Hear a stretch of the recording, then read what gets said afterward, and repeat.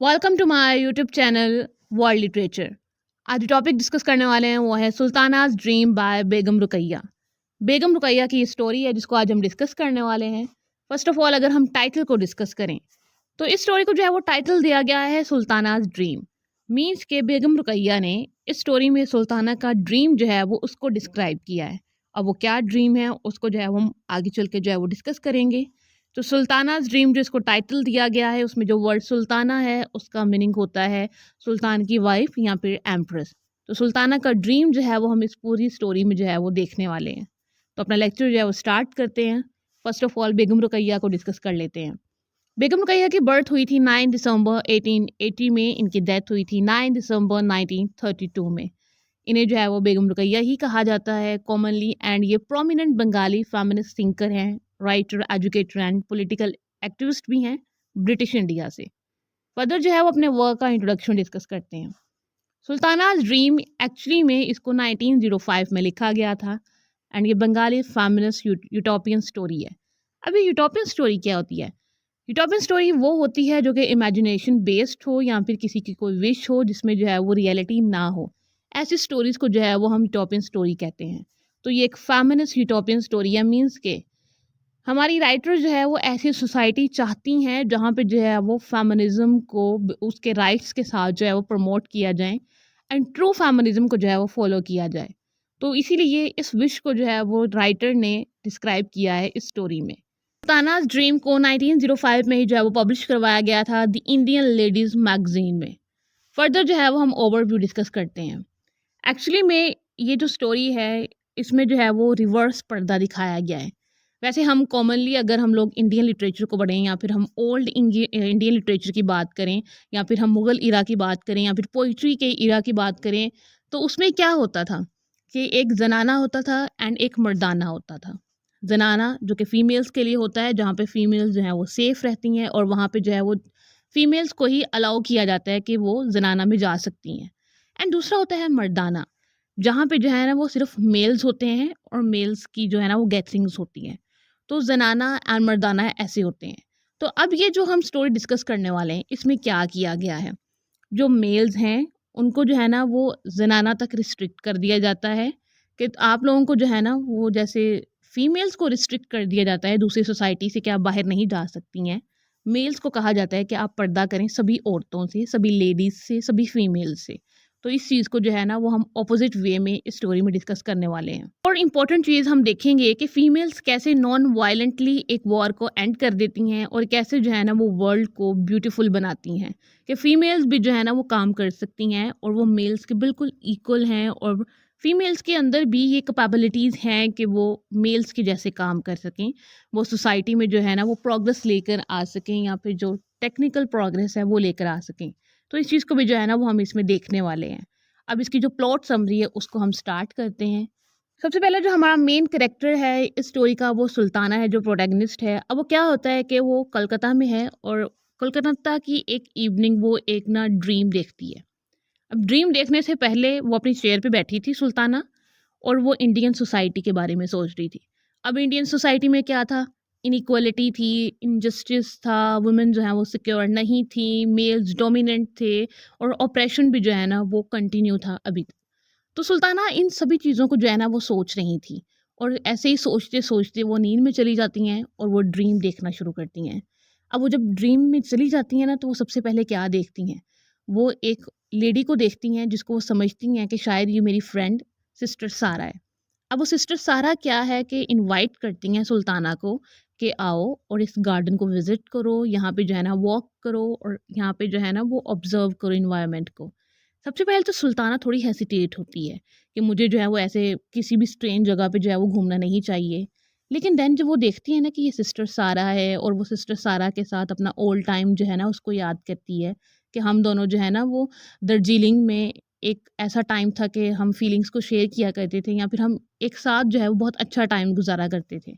तो देन जो है ना इसकी हेसिटेशन कम हो जाती है सुल्ताना की।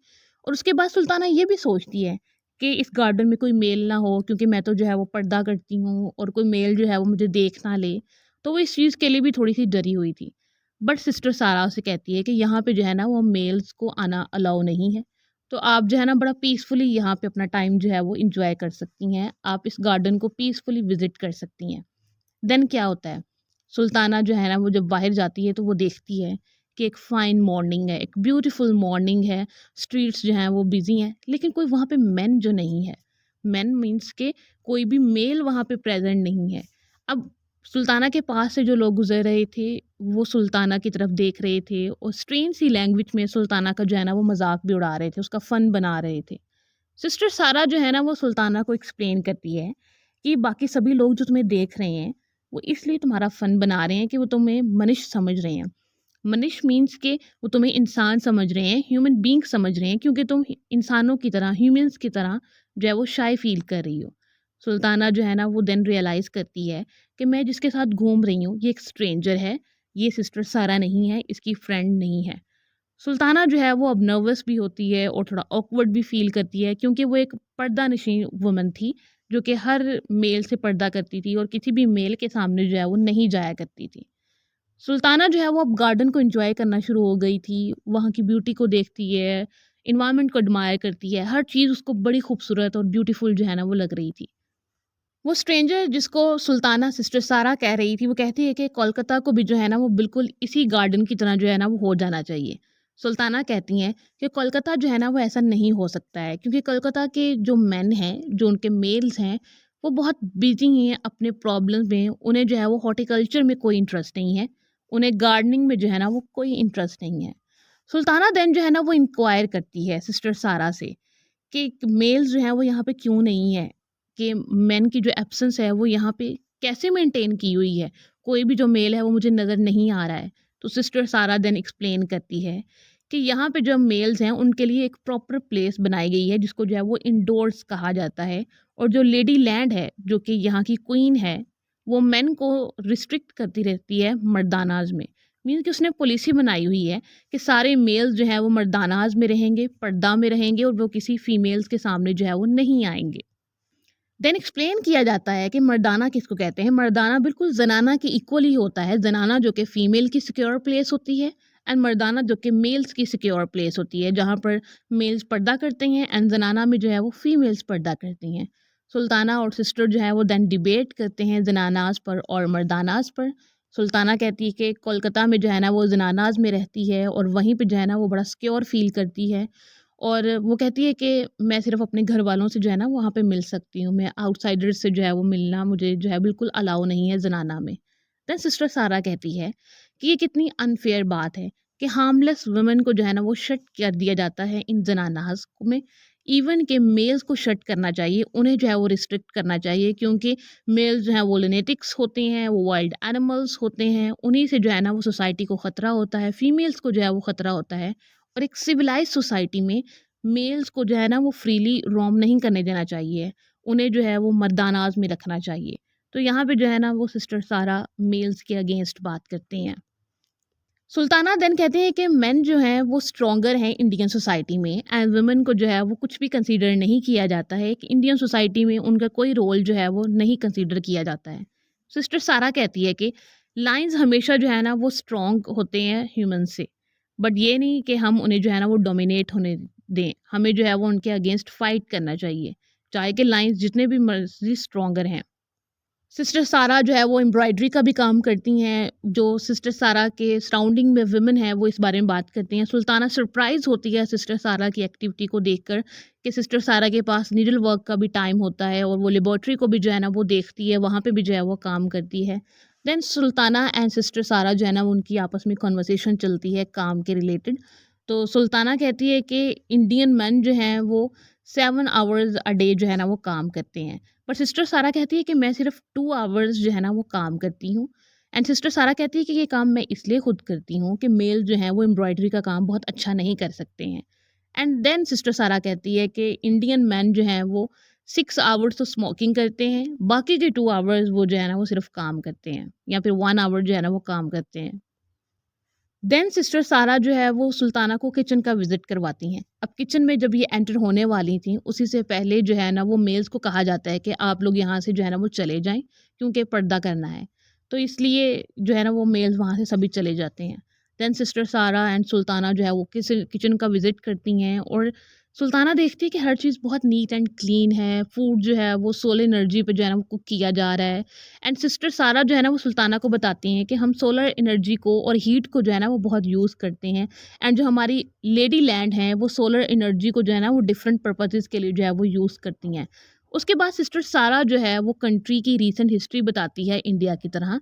लेडी लैंड ने जो है ना यहाँ पे पर्दा सिस्टम इंट्रोड्यूस करवाया था, जो कि क्वीन ऑफ लेडी लैंड है वो, जो कि इस थ्रोन पर हैं। और इन्होंने जो है ना वो सारे रूल्स एंड रेगुलेशंस बताए बनाए थे और मेल्स को कहा था कि वो मर्दानाज में जाकर जो है ना वो रहेंगे।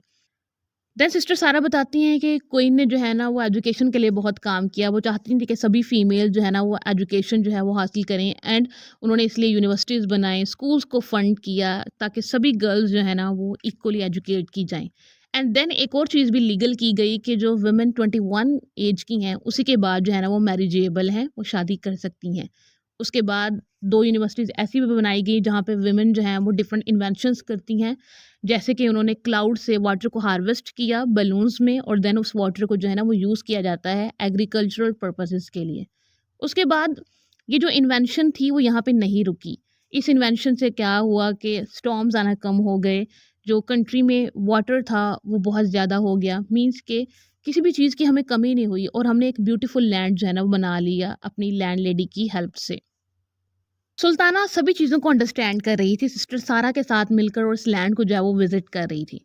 बट अभी तक सुल्ताना को एक बात नहीं समझ आई थी कि मेल्स को कैसे इन्होंने पर्दा में रखा हुआ है, क्योंकि मेल्स जो हैं वो बिगर हैं, हैवियर हैं वुमेन से, और वो इतने स्ट्रॉन्ग हैं, उनके जो ब्रेन्स हैं वो इतने हैवी होते हैं, या फिर फिज़िकली जो मेल्स हैं वो बहुत स्ट्रॉन्ग होते हैं। तो सिस्टर सारा देन उनको जो है ना वो बताती है कि चाहे जो है ना मेल्स, उनके ब्रेन्स चाहे जितने मर्ज़ी बड़े हो जाएँ, वो जितने मर्ज़ी इंटेलिजेंट हो जाएँ, मगर एक एलिफेंट जो होता है, वो एलिफेंट ही रहता है। चाहे एलिफेंट का जो ब्रेन है वो बिगर होता है ह्यूमन से। यहाँ पे सिस्टर सारा जो है वो मेल्स को एलिफेंट से रिलेट करती हैं और देन अपनी स्टोरी को जो है वो अगेन कंटिन्यू करती हैं। उसके बाद सिस्टर सारा बताती हैं कि जो पॉलिटिकल रिफ्यूजीज़ जो हैं ना वो लेडी लैंड के एरिया में आते हैं, तो क्वीन ने जो है ना ये चीज़ें लीगल की हुई थी कि यहाँ पर जब भी कोई आएगा उसको जो है वो दोबारा से जो है ना वो उस कंट्री में नहीं भेजा जाएगा जहाँ से वो आया है। तो उसको जो है ना वो किंग को अथॉरिटी नहीं दी जाएगी। इस वजह से एक वॉर हो गई। अब क्वीन की आर्मी जो है ना वो ऑलमोस्ट बैटल को लॉस्ट करने ही वाली थी। क्या होता है कि सभी जो लेडीज़ हैं क्वीन के अंडर, वो पैलेस में जाती हैं, वहाँ पे इनकी मीटिंग होती है और अब ये सोचती हैं कि अब हमें क्या करना चाहिए। तो उसके बाद जो क्वीन की जितनी भी लेडीज़ थीं या फिर उसके अंडर काम कर रही थी क्वीन के, वो डिसाइड करती हैं कि अब हम अपना ब्रेन वर्क दिखाएँगे, हमने जो इन्वेंशंस की हैं अब हम वो दिखाएँगे। तो क्वीन ने अपनी सारी आर्मी को कहा कि आप लोग जो है ना अपने घरों को वापस चले जाएँ और वहाँ जाकर जो है ना वो आराम करें। और देन क्या होता है कि क्वीन की जितनी भी लेडीज़ होती हैं वो बैटल में जाती हैं, वो वॉर में जाती हैं और वहाँ पे अपनी सोलर एनर्जी को यूज़ करती हैं और बैटल जो है ना वो विन करके आती हैं। देन सिस्टर सारा जो है वो एक्सप्लेन करती है सुल्ताना को कि लेडी लैंड ने जो है ना वो बहुत प्रोग्रेस की है, या फिर उन्होंने जो है ना बहुत अच्छा काम यहाँ पे किया है।